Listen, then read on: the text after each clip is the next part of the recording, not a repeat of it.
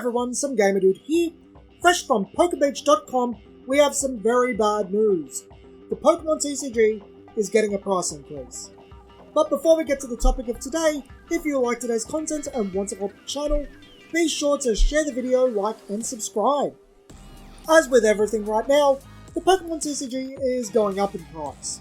Costs, inflation, lots of factors. But don't fret. If you're watching this video, chances are it doesn't affect you. It's for the Japanese TCG. Undoubtedly, this price increase will hit the rest of the world in time. Magic removed their recommended price pre-COVID, and Yu-Gi-Oh! Upped theirs during. But Pokemon is fairly stable for now. That said, the price increase for Japan is interesting.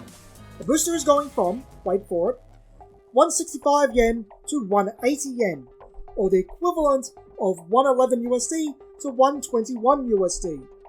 If you're an American and just sitting down thinking to yourself, wow, I wish I was paying 121 USD plus tax for a booster pack, it gets even better. Japanese booster packs give you a total of 7 of the 12 combined double rare and triple rare in a set, 30 boosters in a Japanese box, or a V or VMAX type card in 1 of every 4 boosters. English? Try 4 a box or 1 in 9 boosters. In my own region of Australia, this is an even better comparison. Boosters are 6 at JB Hi-Fi, Coles and other very large stores, but $6.50 or whatever the store wants elsewhere. 165 yen is $1.79 and 180 yen is $1.95. With taxes, $2.15 for the adjusted up price. Account for shipping, something Japan doesn't really incur internally. I think a reasonable price would be $2.50 Australian for a Japanese style booster. Keep in mind that when Vanguard had 5 card boosters at $4 Australian, it was considered very affordable, when it was arguably overpriced by at least $1, which adds up over time. This has been discussed in my Discord as of late, but the system used outside of Asia, Japan and China using a very similar setup to Japan, is designed to be as abusive as possible. Everything is rooted in Magic the Gathering back in 1993, in particular the pricing, and it's kept that way because the market will bear it. It doesn't matter that the booster yields less cards.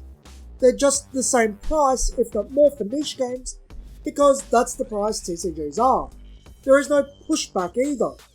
There is no one really trying to offer an alternative outside of LCGs, which honestly aren't the same due to lacking the addictive properties of a TCG.